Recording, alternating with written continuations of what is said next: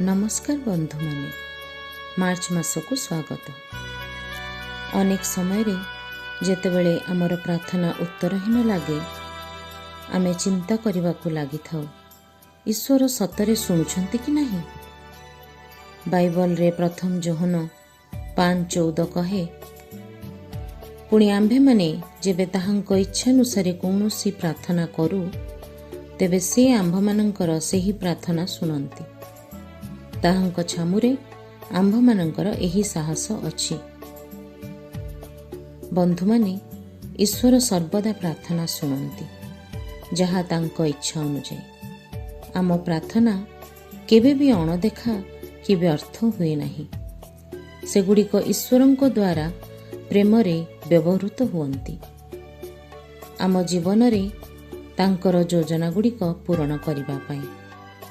किंतु मु आपनों यह पचारिबाकु चाहे, जीशुंक सम्मुखरे आपण निजर अनुरोध रखिबा समय रे आपणक हृदय किपरि थाए? आपण हृदयर सहित प्रार्थना करुछंती कि जहा ईश्वरंक इच्छा पूर्ण हेबा पई स्थान देउछि कि ना आपण प्रार्थना को केवल निजस्व इच्छा पूर्ण करिबा पई ईश्वरंकु एक माध्यम भावरे व्यवहार करुछंती?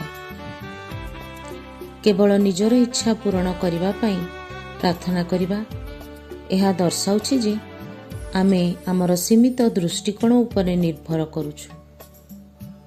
किंतु खोला हृदयर सहित प्रार्थना करिबा, ईश्वरंक इच्छारे समर्पित हेबा एहा दर्शाए जे आमे तांकर श्रेष्ठ एवं संपूर्ण योजना उपरे विश्वास करू।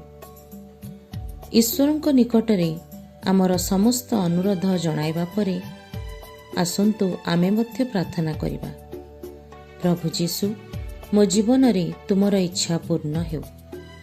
एपरिकी आमे सुंदरता मध्यरे चली परिबा संपूर्ण एवं गौरवमय पथरे जहा से आम पाई प्रस्तुत करिसंती।